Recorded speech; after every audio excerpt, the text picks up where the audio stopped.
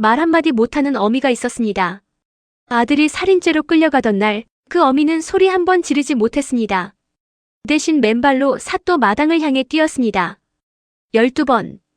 12번 모두 쫓겨났습니다. 그리고 13번째 날, 낯선 나그네가 그 마당에 들어섰습니다. 때는 영조 임금 시절, 전라도 순창 고을의 이야기입니다. 순창은 산세가 깊고 물이 맑아 농사가 잘 되는 고을이었습니다. 하지만 그 풍요로운 땅 위에는 늘 그늘이 드리워져 있었으니 대대로 고을 땅 절반을 쥔 윤씨 가문 때문이었습니다. 윤진사댁은 소장료를 올리고 관아와 결탁해 억울한 일이 생겨도 늘 제 편으로 판결이 났습니다. 백성들은 알면서도 참았습니다.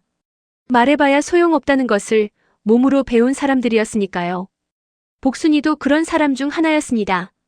복순이는 나면서부터 말을 못했습니다.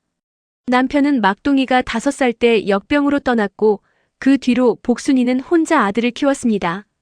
손으로 새끼를 꼬고 이웃 밭일을 도와 품삯을 받고 겨울엔 집신을 엮었습니다. 말 한마디 없이도 복순이의 손은 단 하루도 쉬지 않았습니다. 막동이는 그런 어미를 닮아 부지런하고 마음이 여린 청년이었습니다. 20살이 넘도록 어미 곁을 떠나지 않았고 윤진사댁 땅을 소작하며 조용히 살았습니다. 마을 사람들은 말했습니다. 저 모자만큼은 하늘도 복을 줘야 한다고. 그 말이 무색해진 것은 늦가을 어느 밤이었습니다. 10월 보름 무렵 달이 밝은 밤이었습니다. 윤진사의 외아들 윤성복이 마을 어귀냇가에서 죽은 채 발견됐습니다. 옆구리에 날카로운 상처, 그리고 그 옆에 정신을 잃고 쓰러진 막동이. 막동이의 저고리에는 피가 흥건했습니다. 포졸들이 달려왔을 때 현장은 이미 굳어 있었습니다. 사또는 다음날 아침 바로 신문을 열었습니다. 내가 윤도령을 해쳤느냐? 막동이는 고개를 저었습니다. 밤에 개 짖는 소리에 나갔다가 쓰러진 사람을 발견하고 부축하려다 자신도 정신을 잃었다고 했습니다. 하지만 사또는 들은 척도 하지 않았습니다. 윤진사가 이미 관아에 은자 수십 냥을 찔러 넣은 뒤였습니다. 판결은 사흘을 넘기지 않았습니다. 사형. 복순이는 판결이 난 날부터 관아를 찾아갔습니다. 말을 못하니 글도 못 썼습니다. 가진 것도 없었습니다. 그저 두 무릎과 두 손뿐이었습니다. 마당 한복판에 무릎을 꿇고 두 손을 모아 읍소했습니다. 눈물이 흘러도 소리가 없었습니다. 포졸들은 처음엔 어이없어 했고 나중엔 귀찮아했습니다. 12번째 날 포졸 하나가 복순이의 등을 발로 밀었습니다. 복순이는 흙바닥에 엎어졌습니다. 그래도 일어나 다시 무릎을 꿇었습니다. 그날 밤 복순이는 주막 처마 아래 쪼그리고 앉아 울었습니다. 소리 없이. 그 주막에 나그네가 들어섰습니다. 허름한 제 빛 두루마기. 낡은 갓. 등에 맨 작은 진 보따리. 어디에도 눈길을 끌 것 없는 행색이었습니다. 박문수였습니다. 그는 탁주 한 사발을 시키고 조용히 앉았습니다. 그리고 처마 아래 여인을 보았습니다.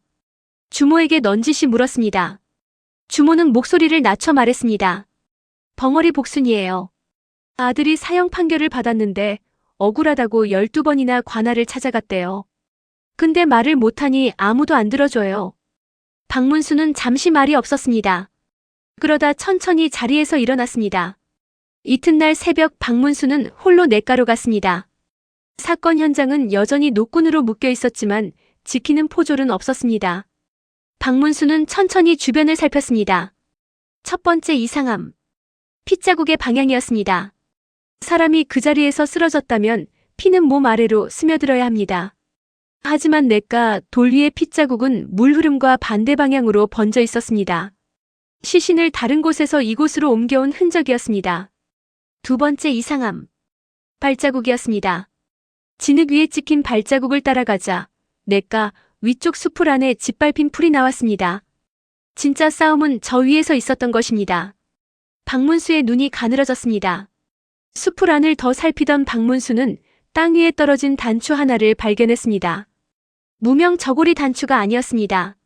명주 실로 감싼 품이 있는 집안에서나 쓰는 단추였습니다. 그는 마을로 돌아와 윤진사 댁을 멀리서 살폈습니다. 그리고 창고 뒤편 지게 작대기 하나가 벽에 기대어 있었습니다. 끝이 부러진 자리에 검붉은 흔적. 핏자국이었습니다. 누군가 황급히 숨겨놓은 것이 분명했습니다.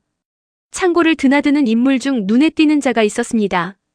윤진사대 큰 머슴 석배였습니다. 석배는 사건 이후로 유독 말이 없어졌고 밥도 제대로 못 먹는다는 소문이 마을에 돌고 있었습니다. 박문수는 석배에게 접근했습니다. 주막에서 옆자리에 앉아 술 한 잔을 건넸습니다. 아무 말 없이. 석배는 처음엔 경계했지만 낯선 나그네의 조용한 눈빛 앞에서 점점 무너졌습니다. 술이 두 잔째 되던 무렵 석배가 중얼거렸습니다. 나는 죽이려던 게 아니었소. 사연은 이랬습니다. 석배는 3년치 품삯을 떼인 상태였습니다. 윤성복이 도박 빚으로 그 돈을 써버렸던 것입니다. 따지러 갔다가 싸움이 붙었고 지게 작대기로 한 대 쳤는데 그것이 치명상이 됐습니다. 겁에 질린 석배는 시신을 냇가로 옮기고 마침 소리를 듣고 달려온 막동이가 정신을 잃은 사이 그에게 뒤집어 씌운 것이었습니다. 박문수는 술잔을 내려놓았습니다. 다음 날 아침, 사또가 막동이의 최후 신문을 열었습니다. 관아 마당에는 윤진사 일가가 나와 앉았고 구경꾼들이 단밖에 늘어섰습니다. 복순이도 거기 있었습니다. 단밖에서 아들의 얼굴을 보기 위해 신문이 시작되려는 순간 관아 대문이 열렸습니다. 암행어사 출두요. 찰나의 정적이 마당을 덮었습니다. 제빛 두루마기의 사내가 걸어 들어왔습니다. 손에는 부러진 지게 작대기 하나, 그리고 핏자국 방향을 그린 그림 한 장, 그리고 명주 단추 하나. 허리춤엔 둥근 청동 마패가 햇살을 받아 빛났습니다. 말 3마리가 선명한 그 마패를 사또는 자리에서 일어나지도 못했습니다. 신문은 2시간을 넘기지 않았습니다. 석배는 현장에서 자백했고 물증은 3가지가 일치했습니다. 사또는 증거를 은폐하고 청탁을 받은 죄로 즉시 파직됐습니다. 윤진사는 관아와의 결탁과 막동이에게 뒤집어 씌운 정황으로 관가에 넘겨졌습니다. 막동이가 포승줄을 풀고 마당으로 걸어 나왔습니다. 담 밖에서 그 모습을 본 복순이가 달려왔습니다. 아들의 이름을 부르려 했지만 소리는 나오지 않았습니다. 그저 2 팔을 벌렸고 막동이가 그 안으로 걸어 들어왔습니다. 복순이의 어깨가 떨렸습니다. 소리 없이. 하지만 마당 안 사람들은 모두 그 울음을 들었습니다. 구경꾼 중 누군가 훌쩍였습니다. 그러자 여기저기서 같이 훌쩍이기 시작했습니다. 막동이가 어미를 부축해 일어섰을 때 누군가 말했습니다. 어사또는 어디 가셨냐? 아무도 몰랐습니다. 박문수는 판결이 나기가 무섭게 이미 관아를 빠져나간 뒤였습니다. 감사 인사도 이름도 머문 흔적도 없었습니다. 마을 어귀길목에서 먼지를 일으키며 걸어가는 제 빛 뒷모습만이 아침 햇살 속에 작아지고 있었습니다. 그해 겨울 복순이는 처음으로 마을 사람들 앞에서 웃었다고 합니다. 소리 없이. 하지만 누구보다 환하게. 막동이는 이듬해 봄 연마을 처자와 혼례를 올렸습니다. 혼례날 아침 복순이는 새벽같이 일어나 아들의 옷을 직접 다렸습니다. 손이 떨렸지만 주름 하나 없이. 억울함은 소리가 없어도 반드시 흔적을 남긴다. 그 흔적을 읽는 것이 어사의 일이다. 박문수. 구독과 좋아요 부탁합니다.